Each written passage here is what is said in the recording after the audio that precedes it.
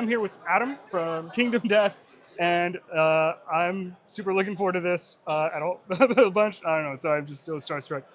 Main question I wanted to just kind of ask is why did you want to come up with this? Like, what is your inspiration for this? It seems like you've hit gold mine. You have the longest line out of anybody here and as an indie developer, it's absolutely insane. So what is your inspiration? How the fuck did you even get into this? I'd say it was more of a need than an inspiration. Okay.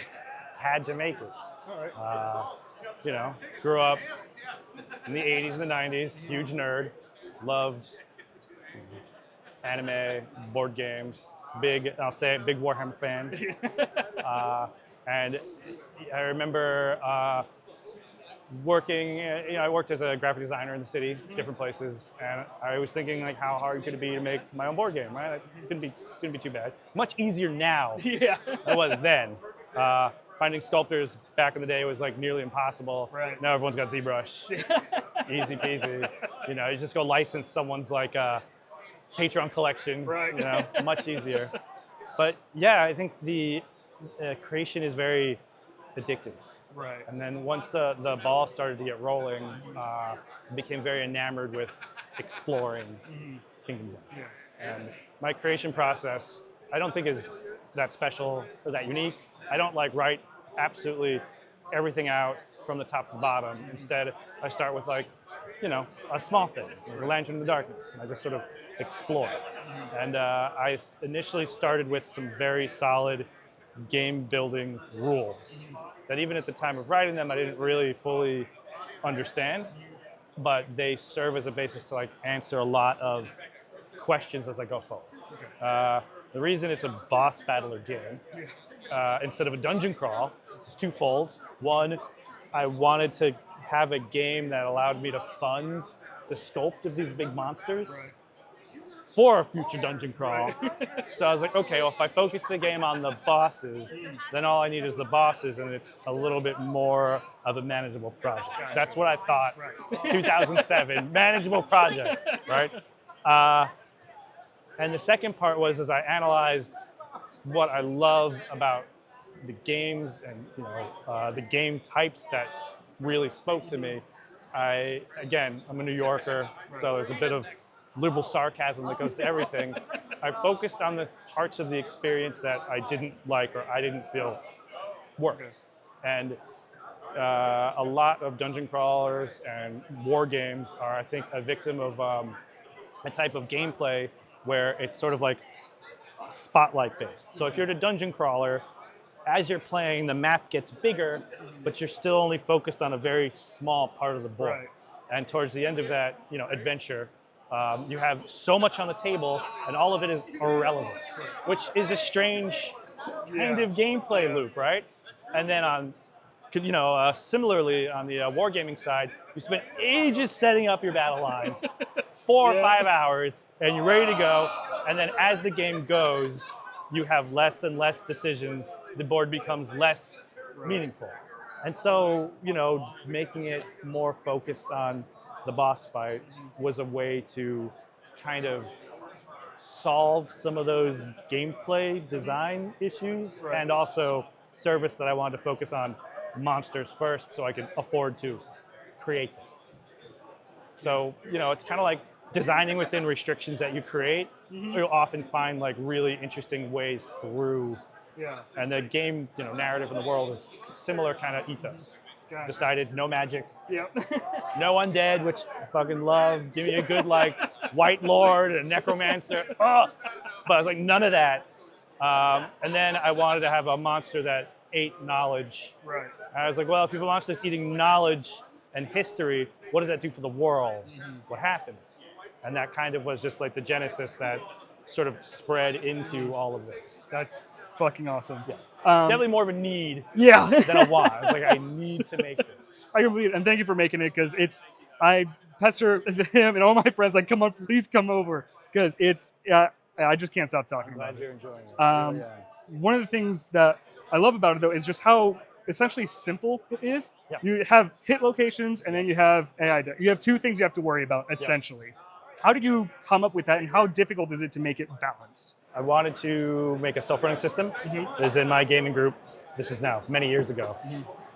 Jesus Christ, like 20 years ago. I'm old now. Venerable, right? Yeah. No one ever wanted to run the games. Right. No one wanted to be the DM, the GM. No. So I was like, all right, well, if I'm going to get these assholes to play with me, it has to self-run. Okay. So I started thinking about how that could work. And initially, a monster was a deck with the hit location and the AI on the same thing. And like the original design had the monster's attack on the top and then what happened on the bottom. Right. And I thought it was clever, one deck, easy, right? But you instantly spoiled everything as you drew the cards. And it was like underwhelming. Right. It's like, all right, well, monster's claw attack, if you attack it there, hits you in the hand. But just the nature of discarding them ruined the surprise. Right. So instead I doubled down. It was like, all right, it's got to be all surprises, right. at least when you first start playing it. Right. And that's how the hit location deck was born, and they're separated. And that immediately everyone loved it. Then we just ran with it. And now we created a genre, I guess. That's awesome. So cool. just so I know, which monster is your favorite? Because I've seen a lot of different things online. I've seen the beetle. I've seen It's the been flower. the dung beetle Yeah. for a long time. Really? How How come? Long time. I don't know. There's something so endearing about its story. It's like such a try-hard monster Right. compared to the other ones that are kind of more like doing their things in their own habitat. Like it's invasive. It's trying to get like the goodies from the Flower Knights area, and I don't know, just that sort of Sisyphean rolling the boulder up the hill always spoke to me. Yeah. And then at the time, the playtester I had working with that, he was cheating. So it got tuned to be way too strong. And when I found out that he was kind of like re-rolling things and flubbing and like, not really being completely accurate, I was like, what are you doing?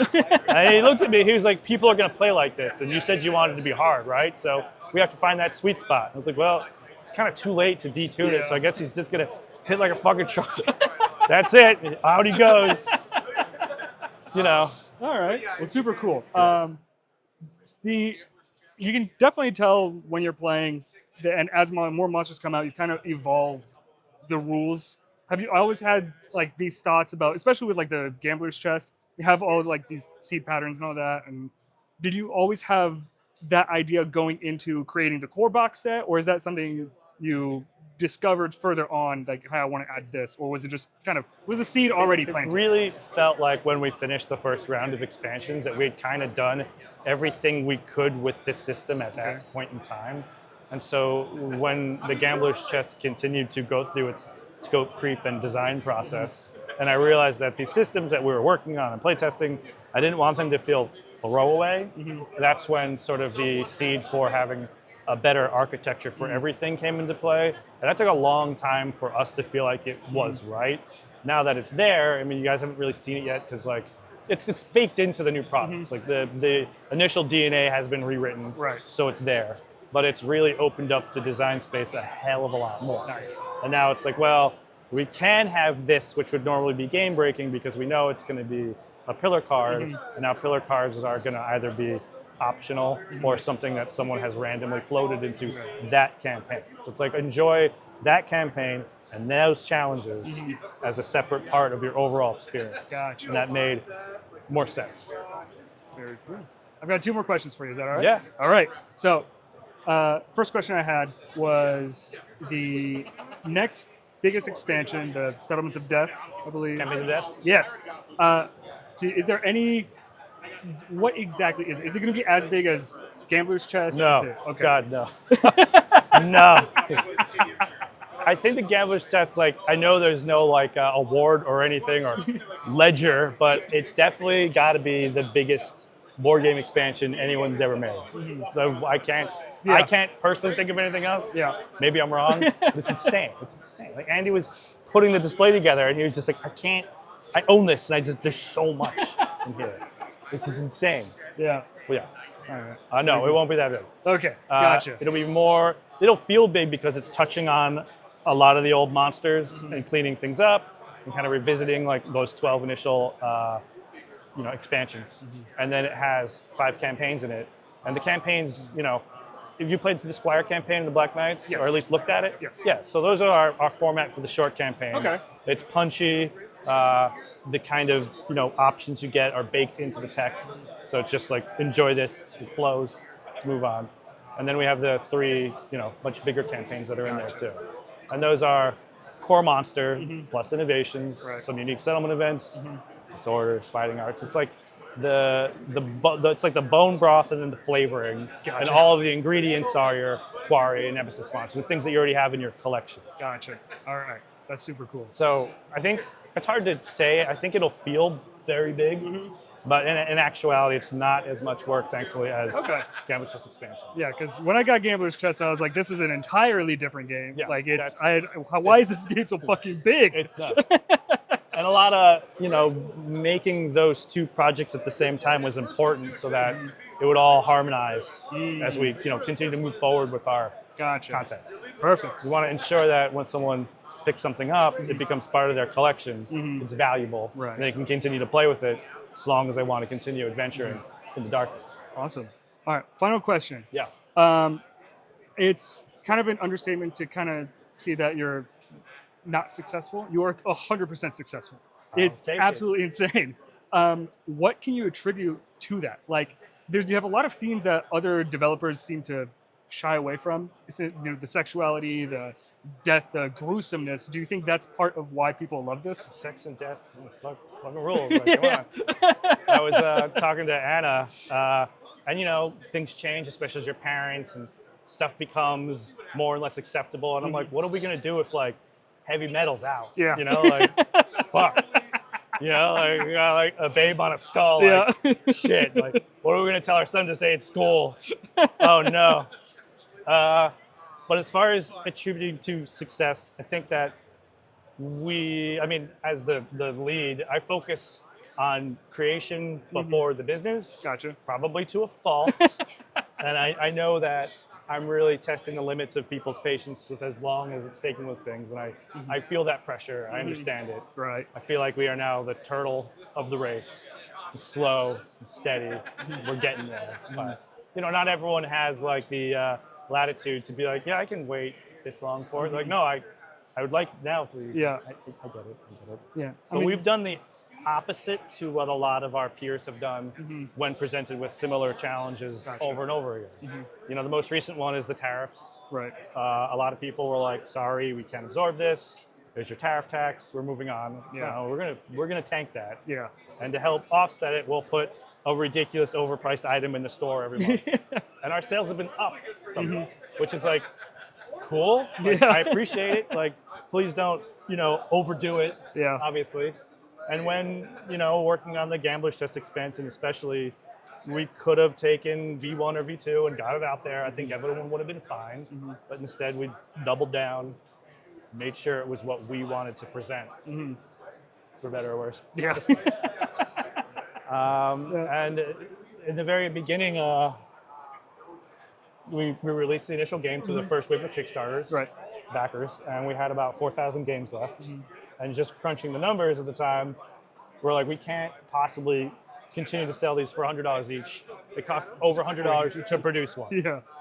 So what should we sell it for was the discussion. And, we're kind of like hemming and hawing and figuring out what might be fair, especially in the marketplace. And then one of our players, who is a big miniatures guy, just like $400. Yeah. I'm like, Jesse, that's crazy. He was like, let me break it down for you. He just like started telling us how much the models would be if it were like, a purely miniature-based project. He's like, and you got the rule book, and you got all these cars, $400. I was like, well, it does, if we priced it at that, then we're expecting to sell maybe 25% more of these, with the rest being over the time.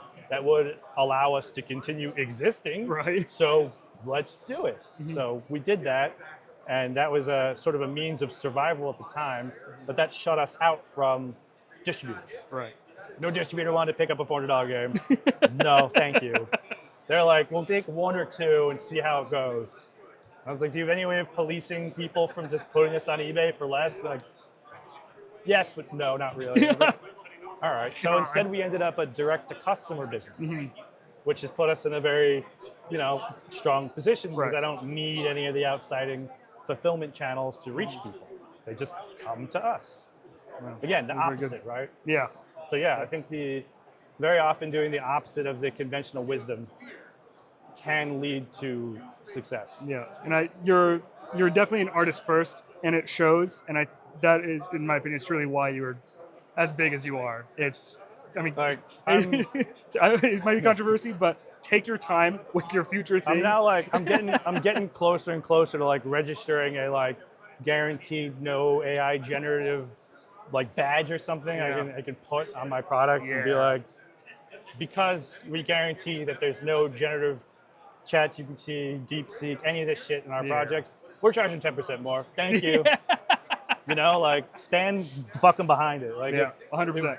The artists and the writers of now and throughout the history didn't make what they make, these models wouldn't work anyway. So we should be getting paid more. Yeah. That's fine. Yeah. Awesome. But that's a fever dream at this point. Anyone's game or guess how that's going to go. Perfect. Well, that's all good. That's all I had. Thank you so much. My pleasure. And Anytime. I'll We're here.